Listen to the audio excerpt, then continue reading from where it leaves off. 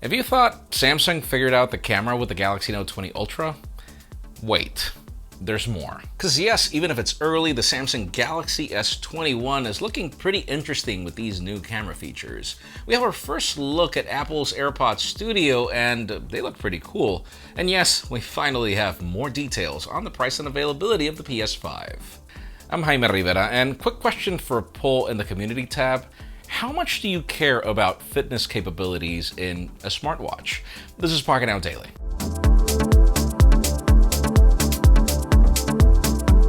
The official news today begin with deals, and they actually start with products that are on their way out, but are still definitely worth it. Let's start it off with the Google Pixel 4, which is currently $250 off, which leaves the entry-level variant for $549 shipped on Amazon. The 4XL is $297 off. That leaves it at $602 for the same amount of storage. Now, to conclude with the Pixels, the 3A is also still $90 off, leaving it at $389. But then moving on, the 16-inch MacBook Pro is currently $300 off. That leaves the Intel Core i7, 16 gigs of RAM, 512 gigs of solid-state drive for $2,099. Finally, the Motorola Edge is currently $200 off at B&H, which means you can get the 256 gigs storage variant for $500. We have more deals on Apple products, Fitbits, and others in the links in the description. Of course, we earlier saw how Xbox took the stage and showed us everything they're bringing with their new products. So of course, everybody was waiting for Sony to come over and say what we can expect from the PlayStation, particularly on the price tag and availability, and it's now available. Yes, the company just announced that the regular PS5 will cost $399 and the digital edition will be costing $399, retaining the original PS4's price tag. They will be available on November 12th, with pre-orders beginning on September 17th on select retailers. Oh, and by the way, that November 12th date applies to the United States, Japan, Mexico, Australia, and a few more countries. The rest of the world will have to wait an extra week, which is actually not so bad. We also got a lot of interesting trailers and announcements like the PlayStation Plus Collection, which is a subscription service that lets subscribers play a range of PS4 games on their PS5s. We also got trailers for God of War, a new Final Fantasy, Spider-Man, and more. We'll keep you posted if we have any more announcements between now and November, but yeah, definitely competition continues getting interesting. Let's continue in line with official news now with Facebook, their Connect event, and the fact that they continue bringing us VR headsets, now with the Oculus Quest 2. This new VR headset is similar and 10% lighter than the original Quest. It's also sharper with resolution of 1832 by 1920 pixels per eye, meaning a 50% increase over its predecessor. Some of the specifications include a Qualcomm Snapdragon XR2, 6 GB of RAM, and it offers 90 Hz refresh rate support across their home environment, and Oculus TV section. Facebook will be shipping this product with new touch controllers, which offer better ergonomics and more efficient controller tracking to preserve battery. Apparently, it's going to be lasting 4 times longer than the previous one. The price, $299, which is cheaper than its predecessor, and is currently available for pre-orders with shipments starting on October 13th. Now, honestly, tell me in the comments, how much do you care about VR? When was the last time, if ever, that you've bought a headset? I don't know, I feel that VR is like 3D. Like, it's cool, but then nobody cared about it. Now, a couple of interesting things happened yesterday that we couldn't cover because we couldn't make the Pocketnow Daily any longer. But yeah, particularly in the case of Huawei, we've known for years that during IFA they announced their latest chipset, and a bit later we get their latest flagship, their whatever Mate we're gonna get, which is going to be powered by this chip. We thought it didn't happen then because it was going to happen at HTC, but it didn't happen in HTC, and so yeah, things continue to get I don't know, weird, interesting. A couple of days ago, Evan Blast tweeted that if you're waiting for the Mate 40 series, you won't be able to get your hands on it until next year. After that, Ross Young said that the Huawei Mate X's official successor was set to launch this year, but due to the difficulties with the hardware sourcing, the release will be postponed until 2021.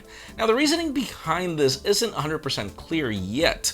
We know that the company was just cut off from TSMC yesterday, and starting today, they wouldn't be able to get OLED displays from Samsung or LG. Now, they have reportedly stocked up on chips from TSMC, and they'll be using BOE displays, but but this could have delayed production significantly, and they're still trying to figure out their next move apparently. Let's just say yes, this looks like a mess. We don't know exactly what to make of it just yet, but we'll keep you posted as it evolves. Now, one of the things that we've been expecting from Apple for the longest time is their over-the-ear headphones, which a lot of people dub the AirPods Studio, and well, we thought maybe we get to see it on yesterday's event, which it didn't happen, though we were sort of expecting it to a certain degree. Because yes, we kind of did know that we wouldn't be getting these on yesterday's event, but I mean, come on, rumor mill has been strong. Well, we now have some renders from John Prosser and Concept Creator, which are reportedly made based on a video of the actual product. They bring a pretty sleek and minimalistic metal and leather design, and according to a tweet from Prosser, they're codenamed B515, and they'll bring magnetic ear cups, reversible detection, which means you can put them on any way that you want, and the audio will just adjust to your ears, no headphone jack, and a USB-C port. Now, since we did get them yesterday, we are expecting them to be announced on the iPhone 12 event. We'll see. There's still no word on a possible price tag or if it'll bring active noise cancellation, because if you see the design, it doesn't really cover your earlobes, so I'm not exactly sure if it'll be able to pull it off, or maybe these are just some variants that will eventually evolve to a Pro model. We'll see what happens. But finally, the hottest news today have to do, yes, already, with the Galaxy S21, because I mean, the S20 is already live, the Note 20 is already live as well, so of course, what's next other than the fan edition that we've already been covering in rumors? Let's discuss the Galaxy S21 because we've been covering details over camera capabilities, and apparently it's going to continue getting better than we expected. According to some South Korean sources, the Samsung Galaxy S21 Ultra will bring a quad camera setup similar to the one we have on the S20 Ultra, but with a pretty interesting change. It'll bring 2 telephotos, just like the Huawei P40 Pro Plus. According to the report, this device will use a standard 3x lens and a periscopic module to offer more than 5x magnification. The other lenses include a 108 megapixel main lens and another 12 megapixel ultra-wide shooter. Oh, and apparently we'll also be getting that 40 megapixel selfie shooter back from the S20 Ultra. Great. That was actually really good. The report also mentions that the rest of the S20 line won't offer major photography improvements when compared to the Ultra, and we still won't be getting a time-of-flight sensor, which I don't know. I don't think that'll be bad. Moving on to a different report though, but sticking to the Galaxy S20, Galaxy Club just leaked the model number of the battery and the capacity. Apparently it'll be 5,000 milliamp hours, which is pretty much the same thing we have on the Ultra.